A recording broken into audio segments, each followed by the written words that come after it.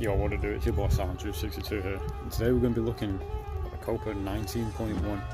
This boot is a really weird football boot because it came out a couple of years ago before they phased out K leather, and it was the lace version of obviously the Copa 19, which was the first time they ever made a laceless leather football boot, I think, or it was the first time they made a laceless Copa, and this boot was like meant to be the more grounded version, obviously, because the laceless version is kind of extreme with the technology.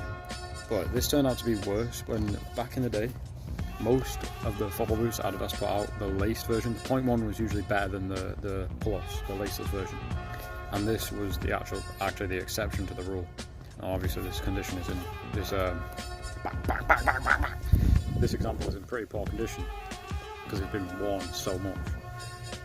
But yeah, this boot was an interesting one, and the main downfall of it, what most people did not like, was this tongue where it had the Messi style burrito tongue, where it's attached on this side like a one-piece construction, and then detached on the instep of the foot. And a lot of people found that uncomfortable. From what I remember, it's been a long time since I've worn these boots, but I did find it bunched up a little bit, and it got in the way of my foot. But this boot is just, honestly, other than that, is a really nice pair of football boots. It has this super nice K leather forefoot, which, it's a real shame that they've discontinued this, because these days they use the calf leather in the Copa series, but this K leather was so nice and pliable. And this pair has literally not been looked after at all, and the K leather is still so supple and nice. You get a real padded touch from, that had this wave sort of pattern into it, and this boot just had a really nice touch on the ball.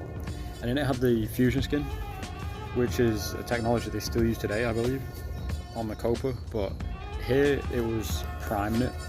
So I don't know, you can see here, because it's a rip in the upper, the prime knit, let's see if I can get a better shot of that.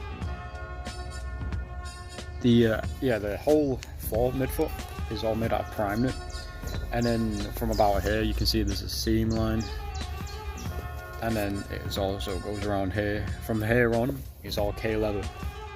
So you got, on the most important contact points for the ball, you have the K leather touch, but then in the points where you don't want the boot to stretch out too much, you add prime knit. And this is a technology and idea they still employ today. So, and if you want to buy this pair of boots, you can check it out on the Vinted page.